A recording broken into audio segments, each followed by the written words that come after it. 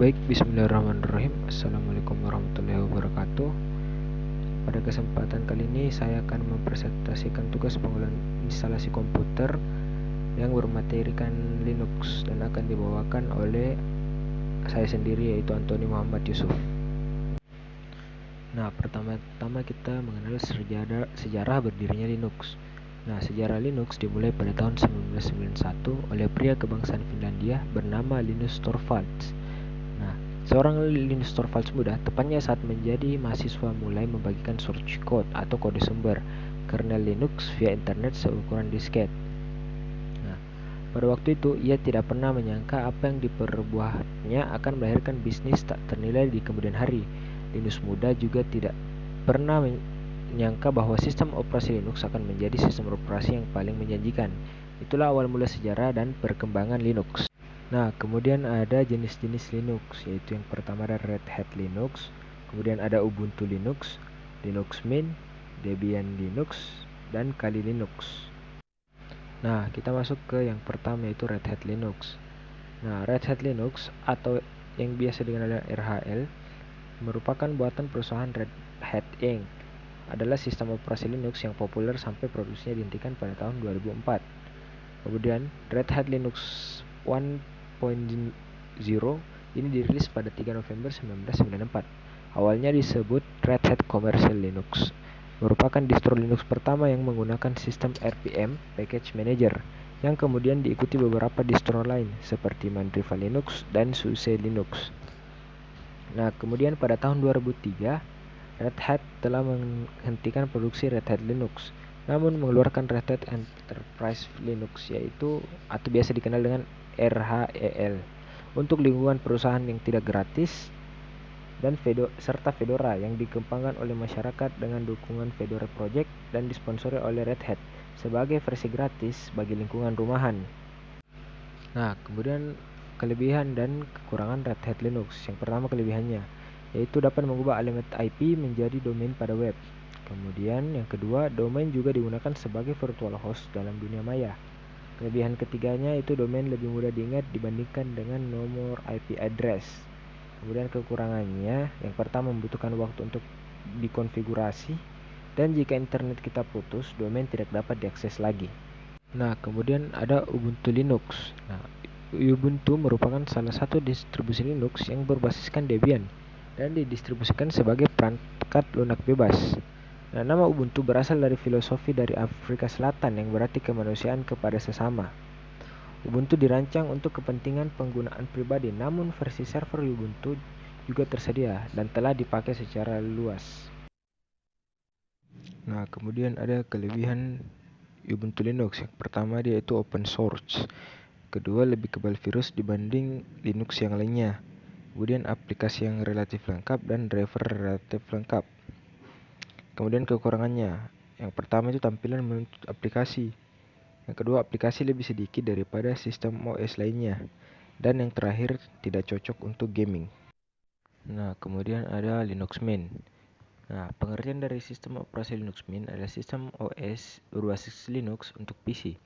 Inti dari Linux Mint adalah Ubuntu, sehingga aplikasi yang dapat berjalan di Ubuntu sudah pasti bisa berjalan pada Linux Mint. Tapi walaupun inti dari Linux Mint adalah Ubuntu, Linux Mint hadir dengan tampilan yang berbeda dengan Ubuntu. Nah, perbandingan Linux Mint dengan Linux Ubuntu, Linux memiliki menu start yang berbeda dengan Ubuntu, dilengkapi dengan pencarian aplikasi favorit.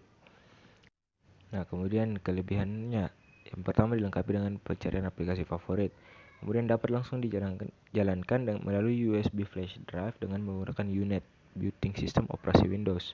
Kemudian sudah terintegrasi dengan Java Runtime dan tampilan boot yang lebih baik dengan GFX Boot. Kemudian kekurangannya, yang pertama belum sepopuler distro lainnya. Kemudian hardware resource Linux Mint lebih sedikit. Installer membingungkan dan rilis stabilnya out of date. Nah, kemudian kita masuk ke Debian Linux. Nah, proyek Linux Debian diprakarsai oleh Ian Murdoch pada tanggal 16 Agustus 1993. Beliau adalah seorang mahasiswa dari Universitas Purdue Amerika Serikat. Yang menariknya adalah Debian bukanlah sebuah akronim. Kenyataannya, nama Debian ini diambil dari dua nama depan, yaitu Ian Murdoch dan pacarnya pada saat itu, Debra. sehingga menjadi Debian. Nah, saat menjalankan Debian di bawah kepemimpinan FSF atau Free Software Foundation, Ian Murdock memiliki objektif yang jelas yang dinyatakannya dalam Debian Manifesto. Sistem operasi yang beliau targetkan memiliki dua fitur utama. Yang pertama adalah kualitas dari Debian agar terus dikembangkan dengan perlakuan terbaik agar layak bagi kernel Linux. Nah, yang kedua adalah Debian akan menjadi distribusi non-komersial yang cukup terpercaya untuk dapat bersaing dengan distribusi komersial besar lainnya. Menurut Ian Murdock, kedua tujuan ini dapat dicapai dengan melakukan proses pengembangan Debian seperti yang dilakukan pada proyek GNU dan Linux. Nah, adapun kelebihannya, yang pertama itu kemudahan dalam pengaturan admin. Seorang sistem administrator yaitu orang-orang yang bertanggung jawab atas kestabilan dan keamanan dari servis pada komputer. Kemudian kemudahan dalam pengaturan user. Nah, yang ketiga itu kernel yang independen.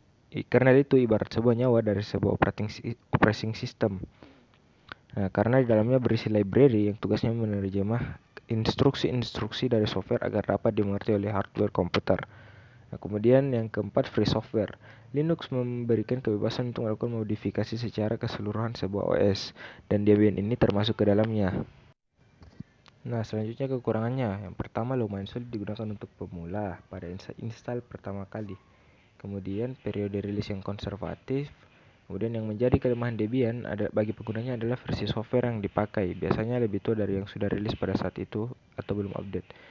Nah, yang keempat, user harus terbiasa dengan perintah-perintah yang harus diketikkan saat menginstal atau menggunakan software aplikasi. Nah, kemudian kita masuk ke Kali Linux. Nah, Kali Linux adalah sistem operasi atau OS yang berbasis dari Debian Linux. Kali Linux dikembangkan oleh Offensive Security serta reinkarnasi dari Backtrack distro Linux yang dibuat secara khusus agar dapat memenuhi keperluan testing pada sebuah sistem keamanan pada komputer. Kali Linux dikembangkan secara open source dan dapat digunakan dengan gratis. Nah, kelebihannya Kali Linux yang pertama, streaming security serta update package dari repository Debian. Nah, yang kedua itu packaging file Debian dari masing-masing tools Kali Linux. Nah, jadi tools pada Kali Linux bisa digunakan oleh distro yang lain yang masih turunan dari Linux Debian, seperti Ubuntu, Blancon, dan lain-lain. Kemudian pemaketan atau packaging jangka panjang dan sering maintenance pada bug-bug toolsnya. Kemudian bisa menggunakan banyak desktop environment, misalnya KDE, LXDE, dan XFCE. Kemudian kemudahan update untuk versi Linux terbaru. Support jangka panjang pada pengembangan jangka panjang pada ARM hardware. Kemudian otomatis instalasi pada Kali Linux dan custom ISO dan bootstrap. Nah, kekurangannya. Yang pertama, sistem operasi Kali Linux sulit dipelajari, terutama yang belum mempunyai kemampuan komputer sama sekali. Kemudian, belum banyak aplikasi yang mendukung Linux. Kemudian, tampilan dari sistem operasi ini kurang menarik dan tidak banyak dukungan dari hardware tertentu. Baik, saya kira itu saja yang dapat saya sampaikan. Semoga bermanfaat bagi kita semua. Wabillahi taufiq wal hidayah. Wassalamualaikum warahmatullahi wabarakatuh.